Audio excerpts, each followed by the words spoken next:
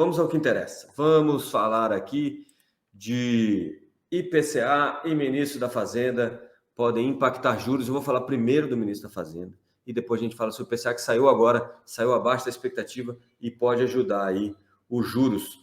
Pode colocar na tela aí, Matheus, essa matéria do Cláudio aí sobre o time do Lula. Dia de Copa do Mundo, né?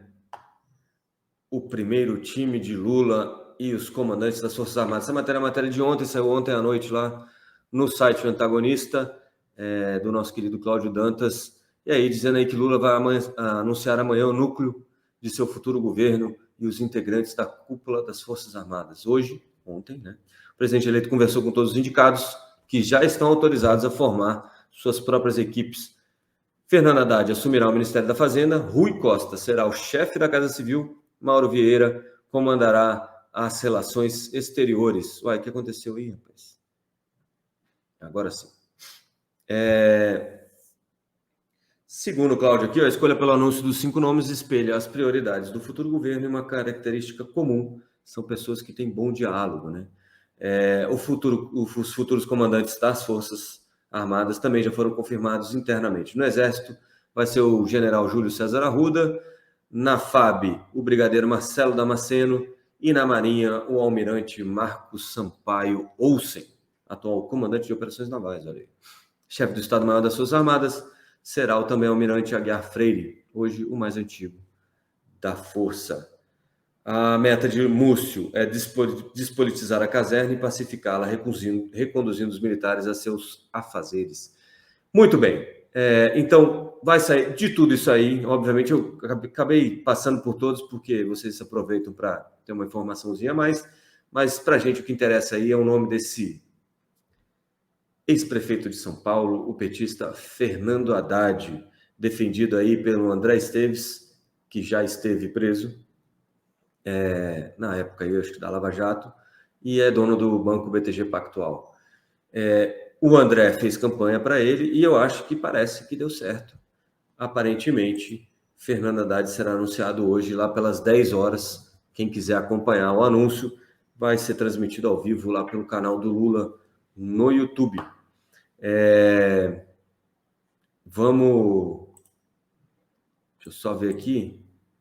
Rapaz, apertei um negócio errado aqui, meu Deus. Muito bem, vamos lá. Então, o que o mercado está olhando hoje, né? O mercado está olhando para esse anúncio do Haddad, já está mais ou menos precificado. Ontem, um pedaço da queda do Ibovespa tem a ver com isso, com essa história do Haddad, mas é difícil de você colar que isso foi o Haddad. A abertura de juros pode sim ter mais a ver com isso do que a queda na Bolsa. A Bolsa tem uma dinâmica toda própria, né? Mas os juros eles respondem mais a esse tipo de dado. O juros subiu um pouquinho ontem, vamos ver o que acontece hoje, porque o IPCA veio bem abaixo, tá? Mas além do anúncio do ministro, outra coisa que repercute nos juros é a PEC do Lula, né? A PEC da gastança. E aí ontem saiu a gente deu com exclusividade, matéria aí do nosso querido Wilson Lima, que também capitaneia aí o Papo Antagonista. Muitas vezes estava de férias, mas já voltou. Estava de férias, salvo engano, acho que era Ilhas Maurício, ali, Costa da África, um negócio. Outro tipo de gente que vai lá. Mas vamos lá. Então, ele conseguiu essa análise técnica aí do PSD, que aponta que a PEC do Lula, aprovada ontem no Senado, será de pelo menos os gastos, né? O impacto aí vai ser de pelo menos 195 bilhões de reais. É aquele 145 mais 23 por meio de recursos extraordinários, e aí vai dar um impacto aí de 168, mas aí eles começam a citar ali alguns outros penduricalhos, outras coisas que apareceram na medida, na PEC, que vão permitir alguns gastos a mais, e no fim das contas vão ficar os 200 bi. Isso ainda vai ser, na verdade, essa nota técnica é uma nota técnica para o partido avaliar como vai se posicionar na Câmara dos Deputados, porque essa matéria ainda vai ser votada na Câmara dos Deputados, mas entre outras coisas, ele coloca aí, ficou fora do teto a Fiocruz, contanto que seja custeado com recursos próprios e investimentos financiados com recursos do PIS/PASEP, em contas abandonadas há mais de 20 anos. Então, se você tem PIS/PASEP ou não sabe se tem, dá uma olhadinha, porque se você não sacou isso e tem mais de 20 anos, o governo vai lá e vai pegar para ele poder tocar aí as obras e os investimentos que ele acha necessário, tá? Isso vai ser, segundo a PEC, lá, o texto da PEC, isso vai ser colocado em diário oficial, mas eu garanto para vocês que nessa audiência que eu tenho aqui, se tiver mais de uma pessoa que lê o diário oficial, e não estou, eu não leio, que lê o diário oficial, vai ser um milagre. Então, vai ser avisado lá no diário oficial que o pessoal vai pegar o dinheiro, vai colocar a lista das pessoas que vão ter o dinheiro carreado aí, porque tem 20 anos que não acessam aquilo lá. Então, como eu sei que vocês não vão ficar de olho no diário oficial, deem uma olhada lá na Caixa Econômica, no PIS/PASEP de vocês, para ver se tem dinheiro e se vocês têm como sacar ou não, tá? Muito bem. Deixa eu ver se tem mais alguma coisa aqui, ó. Fala de obras do Exército, vai ter também Fundo Nacional de Saúde, que era algumas dos recursos que foram enviados para os estados para combate à pandemia, que não foram utilizados até agora, vão ganhar uma extensão aí do prazo, porque, na verdade, pelo orçamento que você não usa, você tem que devolver. Então, agora eles vão ganhar uma extensão do prazo, vão poder usar até 2023. Então, mercado, olhando aí os investidores por anúncio do novo ministro da Fazenda, provavelmente o Haddad, para andamento da PEC do Lula, que aí vai ter uns 200 bi de gasto, e também uma outra coisa que está aí no ambiente macroeconômico, é essa pesquisa da Quest Genial, ontem que eu dei uma olhadinha, e as mídias já tinham colocado aí aprovação do Lula, etc. e tal, então eu deixei a parte que nos interessa mais aqui, que é como está o raciocínio e como está o pensamento dos petistas e de outras pessoas sobre o futuro da economia brasileira. Põe aí, Matheus, para gente. E é o seguinte, ó, na pesquisa, eles estão mostrando que até os petistas, até o pessoal que votou no Lula, até os eleitores do Lula, estão mais pessimistas com o futuro da economia agora, passado aquele calor eleitoral, né? Pode descer aí, Matheus. Então, vai falar aqui, ó, que é o seguinte, ó, nos dias após a definição, né, depois do dia 30 de outubro, 75% dos brasileiros esperavam, ou aliás, no dia 30 de outubro, 75% dos brasileiros esperavam que a economia melhorasse nos 12 meses seguintes. Isso caiu agora para 48%. E quem achava que ia piorar passou de 6% para 29%. Aí você vai falar, mas isso é óbvio, né? O cara que votou no Bolsonaro perdeu a eleição e agora acha que tudo vai para o prédio. Afinal de contas, se ele votou em uma outra corrente, ele achava que era melhor a outra corrente, né? Mas não é só isso. Se você pode baixar mais um pouquinho aí, Matheus. Na divisão que eles fizeram na divisão que eles fizeram da pesquisa, 76% do pessoal que votou no Lula acreditava que a economia ia melhorar. E agora 66% ainda acreditam que a economia vai melhorar nos próximos 12 meses. Notem que há um otimismo em decadência aí, né? A quantidade do que esperavam piora, pode baixar mais um pouquinho, Matheus? Passou de 6% também, eu acho que era, isso, para 13%, dobrou. Então, assim, o que o nosso querido Haddad, se for ele mesmo, o selecionado aí para o Ministério da Fazenda, vai ter que lidar? Vai ter que lidar, na verdade, com a desesperança que foi se criando nesse último mês para alguns brasileiros, que acham que, poxa, esse esquema aí de gastar muito sem receita é estranho, ou vai gastar muito, mas então eu vou ter que pagar mais imposto e não era bem isso que eu estava querendo. E é uma questão de mensagem, viu, gente? Eu não estou dizendo que vão ou não fazer isso. A mensagem está ruim por enquanto. Talvez agora, com um ministro da Economia apontado, já alguém para falar sobre economia, os mercados se acalmem, tá bom? Então, a gente fica com Com isso, e além disso, outra coisa que deve movimentar aí o mercado hoje é o nosso querido IPCA. Pode colocar na tela aí para a gente rapidinho a matéria do IPCA, que saiu agora, saiu abaixo do esperado, bem abaixo do esperado, né? Desacelerou aí para 0,41. Quando desacelera, quer dizer que continua subindo, mas subiu menos do que no mês anterior. No ano, está acumulando uma alta de 5,13, em 12 meses, 5,90. Pode baixar aí, Matheus, rapidinho. Quem mais subiu aí foi alimentação e transportes, novamente, mas o que eu quero mostrar é isso aqui, ó. Ficou abaixo da expectativa, a expectativa era de 0,53 para esse mês, e o mês anterior, outubro, ficou em 0,59, e aí a gente tem aí um 0,41 esse mês, que é um ótimo número. E isso deve fazer com que a curva de juros feche. Vocês lembram que eu falo aqui toda hora que o instrumento que o Banco Central utiliza para tentar conter a inflação é juros. Quanto maior a inflação, maior os juros. Com a inflação mostrando sinais de que está arrefecendo, a tendência é que os juros caiam. Então, talvez a gente esteja entrando aí umas semanas agora de um pouco mais de clareza sobre perspectivas econômicas com o ministro nomeado ou indicado e com o IPCA mostrando reiteradamente que tem melhorado a situação, né? O IPCA, o Índice Oficial de Inflação, tem ficado dentro de um patamar controlável, de um patamar esperado até pelo Banco Central. Então, significa que o esforço monetário que a gente fez, o aperto monetário com a alta dos juros, parece estar dando certo. O que pode atrapalhar um pouquinho isso, né? Eu vou mostrar um gráfico para vocês aqui, e aí já falo sobre os juros inteiro. Mas o que pode atrapalhar isso? Você, de um lado, a política monetária está tentando fazer com que fique menos dinheiro na mão dos brasileiros, tá? Como? Dificulta o crédito, né? Porque você fica com taxas de juros mais altas.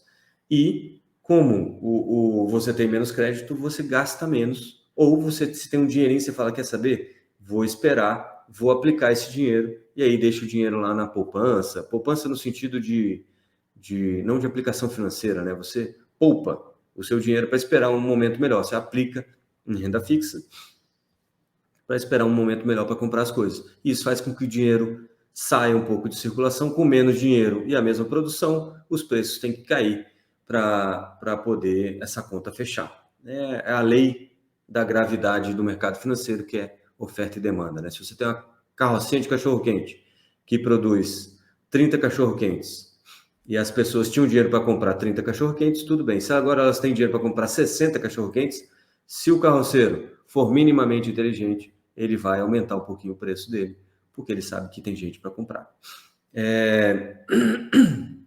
Então, isso na política monetária, a gente está restringindo. Na política fiscal, o que a gente está fazendo? Fazendo uma expansão fiscal. Então, cada um está fazendo força para um lado diferente. O que é uma expansão fiscal? É você ter estímulo fiscal ou fazer o que o governo está fazendo, que é aproveitando para gastar um pouco mais, jogar um pouco mais de dinheiro na economia, porque quando o governo gasta dinheiro, vai para o bolso de alguém que vai consumir com alguma outra coisa. E aí você continua pressionando um pouco a inflação. Por isso, aquele recado do Copom na quarta-feira passada, falando que, olha, há elevada incerteza sobre o arcabouço fiscal, tá difícil da gente entender o que vai ser feito aí da nossa política fiscal, para a gente saber o que a gente faz aqui como política monetária, tá bom? E aí causou todo esse ruído que a gente tem visto na curva de juros. Vamos só falar rapidinho aqui da inflação. Inflação aqui, ó, no mensal, é esse gráfico que vocês estão vendo. Cada coluna dessa aqui é um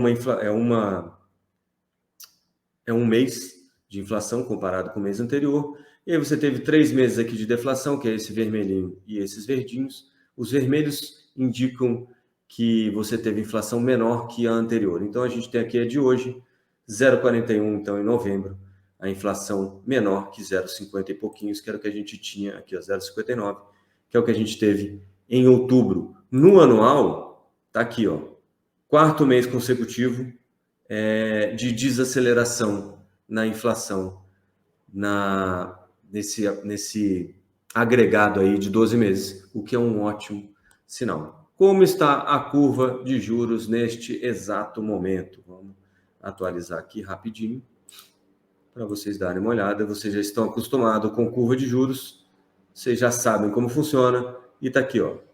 Essa aqui é a de ontem, essa amarelinha, e essa aqui é a de hoje. Eu vou tirar essa aqui do relativo, nem sei se eu consigo fazer isso, porque às vezes ele dá erro. Ver se dá. Não vai aceitar.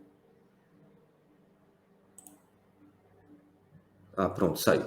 Ó, só para a gente ver aqui, ó, essas coluninhas para baixo aqui indicando até queda de até 10 pontos base aqui para 33 meses na curva de juros, que significa que os juros futuros estão caindo um pouquinho aí com essa inflação um pouco mais. O Enzo tá de olho, hein? 102 assistindo, tem 91 likes. Tá faltando, hein? Tá faltando like. E tem mais gente lá no... que você não sabe porque tem mais gente lá no Facebook, hein? Meu número aqui é mais alto que esse seu aí.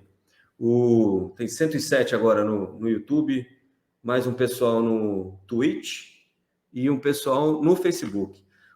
E aí, curva de juros fechando, então, com essa notícia boa da inflação. Lembrando que hoje a gente tem todo esse movimento na economia. Não é exatamente uma agenda econômica, mas a agenda política / econômica que deve influenciar um pouquinho aí os mercados no dia de hoje. Lembrando, como eu sempre lembro, que dia de jogo do Brasil, liquidez um pouquinho menor, então às vezes você tem movimentos mais agressivos, né? Tanto em bolsa quanto no mercado de juros. Vamos só dar uma olhadinha aqui, ó. Mercado ainda precificando uma leve alta aqui em maio, junho, para 14, chegando a 14 aqui a taxa Selic, e depois finalizando o ano lá a 13,30, então tem aí uma queda de pelo menos 0,50 até o fim do ano que vem, tá? E isso pode fazer sentido naquela ideia que a gente deu aqui de comprar IPCA+, para ganhar uma graninha um pouco antes, tá bom? Lembrando, para aqueles que não se inscreveram, se inscrevam no canal, ative o sininho, deixa o like, baixa o aplicativo. Se não conseguir ler o QR Code que está na tela aí, pode colocar o Antagonista Mais ou só o Antagonista na sua loja de aplicativos e baixar o nosso aplicativo, beleza? Olha aí, o Enzo, a Ana deixou o like aí, ó, tá vendo? Funcionou, a CPI tá funcionando. Eu não sei se é CPI ou se é polícia, né? Isso tá parecendo polícia. Mas vamos lá. Ibovespa ontem, né? Quem foi que falou? Acho que foi o Fábio. Foi você, Fábio, que falou que estava machucado de ontem? Foi Gilmar? Deixa eu achar aqui que eu vou achar.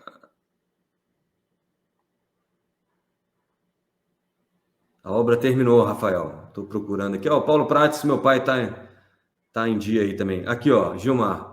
Vamos ver se recupera um pouco hoje, que ontem machucou bastante. Vamos mostrar aqui, ó. O que aconteceu ontem? Até mudei o gráfico para ficar bonitinho aqui para vocês. Aumenta aí, que senão fica difícil pro pessoal aí. Esse aí, Paulo Prates, é o meu pai, hein, gente? É o culpado por tudo isso aí. Normalmente está ele e a minha mãe junto, porque eu preciso de audiência, né? Então, isso aqui é um gráfico do Ibovespa aí nos últimos 6 meses. Isso aqui é o fechamento de ontem, aqui, ó, bem no finalzinho aqui, fechou em 107 mil pontos. E se vocês pararem para ver, vocês não conseguem ver aqui, ó. Esse lugarzinho aqui é setembro, ali, dia 29 de setembro, quando o Ibovespa fechou em 107 e pouquinho. Então, ele passou um pouquinho desse nível e bateu lá em julho, agosto, tá bom? Então, é o pior nível do Ibovespa desde agosto deste ano. Quer dizer que então agora vai se recuperar. Rapaz, se você soubesse isso, nós não estávamos aqui todo dia conversando sobre esse assunto, não é mesmo? Em tese é o seguinte, ó, o pessoal de análise técnica, que não é o meu ramo, vai dizer que isso aqui é um suporte. Isso quer dizer que é um lugar, uma posição aí no nível de preços do Ibovespa, onde psicologicamente os investidores acham que é um bom ponto de entrada. Então, pode ser que o Ibovespa comece a subir um pouquinho a partir daqui. Não dá para dizer isso com tanta certeza assim, mas é como está funcionando. É só para mostrar para vocês como curiosidade, para o pessoal que gosta de análise técnica, tá? Então, o Ibovespa baixou aí, está no menor nível desde agosto do ano que vem. Esse pontinho aqui que segurava era setembro e pode ser que seja um suporte mesmo. E o Ibovespa começa a subir a partir daí. O Fábio dizendo que machucado sempre estou com o DI subindo todos os dias.